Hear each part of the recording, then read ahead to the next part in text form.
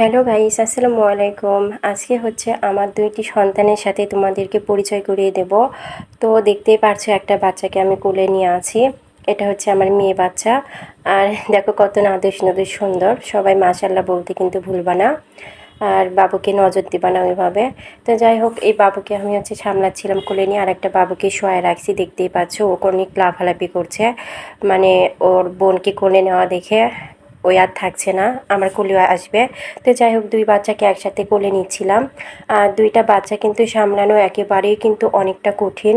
আমি যেটা মানে বাচ্চাদেরকে সামলাতে লাগে বুঝতে পারছি। প্রতিটি মেয়েরই কিন্তু আশা থাকে যে তার একটা ছেলে হবে, একটা ছেলে সন্তান, একটা মেয়ে সন্তান। যাই হোক, এরকম সবটা মেয়েরই কিন্তু একটা স্বপ্ন থাকে, আশা থাকে। তো যাই হোক, কারো কারো স্বপ্ন পূরণ হয়, আবার কারো কারো হয় না, ওই রকমই থেকে যায়। তো আমি দুইটা বাচ্চাকে একসাথে কোলে নিতে পারছিলাম না, কারণ দুইটা অনেক ছোট বাচ্চা। আর এই দুইটা বাচ্চাকে সামলানো কিন্তু একার পক্ষে কিছুতেই সম্ভব না। তো আমি একটা বাচ্চাকে হচ্ছে আমার হচ্ছে ভাগ্নির কোলে দিয়ে দিলাম, আর একটা বাচ্চাকে আমি কোলে নিয়েছি, নিয়ে ওকে হচ্ছে আদর করছিলাম। তো যাই হোক, মায়ের কাছে কিন্তু সব সন্তানই সমান, সেটা হোক অন্য কারো বাচ্চা কিংবা নিজের বাচ্চা।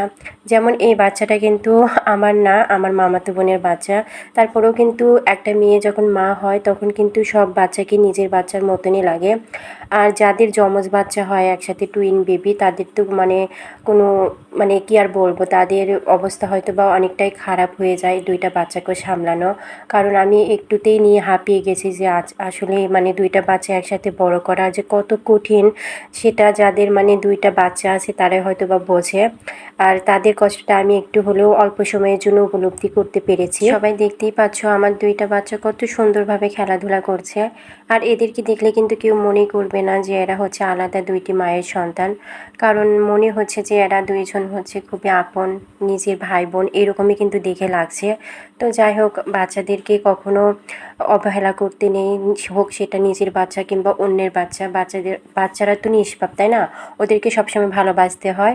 তো আমি হচ্ছে দুইটা বাচ্চাকেই মানে সমান চোখেই দেখছিলাম যে দুইটাই আমার হচ্ছে সন্তান।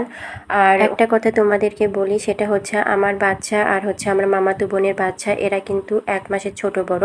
তো এদের দেখলে কিন্তু কেউ মনে করবে না যে এরা 1 মাসের ছোট বড়। আর আমার বাচ্চাটা কিন্তু একটু চিকনা, আর হচ্ছে আমার মামাতো বোনের বাচ্চাটি একটু হেলদি। তো যাই হোক, সবাই আমার মামাতো বোনের বাচ্চাকে দেখলেই বড় মনে করে। তো আজকে হচ্ছে আমার মামাতো বোন আমাদের বাসায় এসেছিল, তো এজন্য ওকে নিয়ে একটা ভিডিও বানালাম। আর এদিকে দেখো, আমার দুষ্টু বাবাটা মাথার নিচে বালিশ দিলে ওঠা হচ্ছে সরাই ফেলে নিজে নিজে হাত দিয়ে আগায় নিয়ে মুখে দিবে। এটা হচ্ছে ওর হচ্ছে একটা খারাপ মানে অভ্যাস হয়ে গেছে, সব সময় এরকম করে, মাথার বালিশটা মুখে টানে নিয়ে মানে মুখে দিবে।